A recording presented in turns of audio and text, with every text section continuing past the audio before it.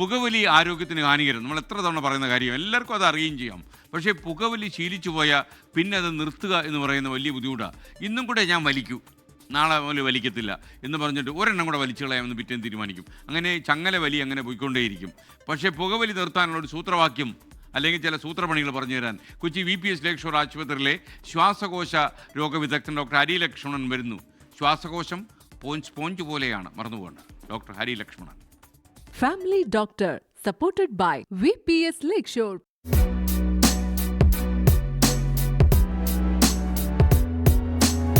പുകവലി ഈ പറഞ്ഞ മദ്യത്തിനെ അപേക്ഷിച്ച് ആസക്തി കൂടുതൽ ഉണ്ടാക്കുന്ന, അല്ലെ ആസക്തി പ്രവണത കൂടുതൽ ഉണ്ടാക്കുന്ന ഒരു ഇതാണ്. കാരണം അതിൽ നിക്കോട്ടിൻ എന്ന് പറയുന്ന പദാർത്ഥം, അതാണ് ഈ ആസക്തി ഉണ്ടാക്കാനുള്ള പ്രധാനമായിട്ടുള്ള ഘടകം. അപ്പോൾ ആ നിക്കോട്ടിൻ ആണ് പുകവലിച്ചാൽ കിട്ടുന്ന ഒരു ഉന്മേഷം. ഇപ്പോൾ പുകവലിക്കാർ അത് തുടരുന്നതിൻ്റെ പ്രധാന കാരണം എന്താ? അത് വലിക്കുമ്പോൾ അവർക്കൊരു ഉന്മേഷം കിട്ടുന്നുണ്ട്. അത് വലിച്ചില്ലെങ്കിൽ അവർക്കൊരു ഉഷാറില്ല, കാര്യങ്ങൾ ചെയ്യാനുള്ള ആ ഒരു ഉന്മേഷമില്ല. അങ്ങനെയുള്ള പല കാര്യങ്ങൾ കൊണ്ടാണ് അവരത് തുടരുന്നത്. അപ്പോൾ ഈ ഒരു ഉന്മേഷം കിട്ടുന്നത് നിക്കോട്ടിൻ എന്ന് പറയുന്ന ഘടകമാണ്. നിക്കോട്ടിൻ നമ്മുടെ തലച്ചോറിൽ കുറച്ച് പരിവർത്തനങ്ങൾ അല്ലെങ്കിൽ പ്രവർത്തനങ്ങൾ ഉണ്ടാക്കി നമുക്ക് ആ ഒരു ഉന്മേഷവും കാര്യങ്ങളും തരുന്നു. ചില ന്യൂറോ ട്രാൻസ്മിറ്റർ എന്ന് പറയും. അപ്പോൾ അങ്ങനെയുള്ള ചില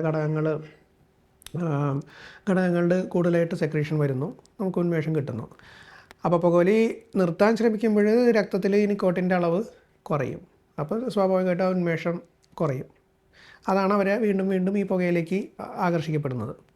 അപ്പോൾ ആ ഒരു നല്ല ആസക്തി ഉള്ളൊരു വ്യക്തിയാണെന്നുണ്ടെങ്കിൽ ഈ ഒരു നിക്കോട്ടിൻ്റെ ലെവല് പതുക്കെ കുറയ്ക്കാൻ വേണ്ടിയിട്ട് ഉള്ള ചികിത്സകൾ ലഭ്യമാണ്. അപ്പോൾ അതിൽ പല രീതിയിലുണ്ട് ചികിത്സാ രീതികൾ.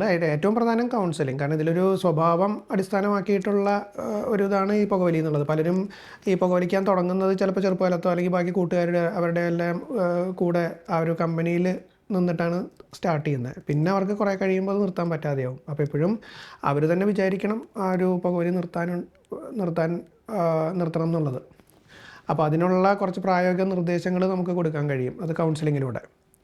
പിന്നെ ഈ നേരത്തെ പറഞ്ഞ ആസക്തി അല്ലെങ്കിൽ ഡിപ്പെൻഡൻസ് നല്ല രീതിയിലുള്ളവർക്ക് മരുന്നിൻ്റെ സഹായവും വേണ്ടിവരും. അത് പലതരത്തിലുള്ള മരുന്നുകൾ അവൈലബിൾ ആണ്. അത് ഈ ക്വിറ്റ് സ്മോക്കിംഗ് ക്ലിനിക് ഉണ്ട്. ഇപ്പോൾ പല ആശുപത്രികളിലും ക്വിറ്റ് സ്മോക്കിംഗ് ക്ലിനിക്, ഇപ്പോൾ നമ്മുടെ വിഭാഗത്തിൽ നമ്മൾ നടത്തുന്നുണ്ട് ക്വിറ്റ് സ്മോക്കിംഗ് ക്ലിനിക്ക് അല്ലെങ്കിൽ പുകവലി നിർമ്മാർജ്ജന ക്ലിനിക്ക്.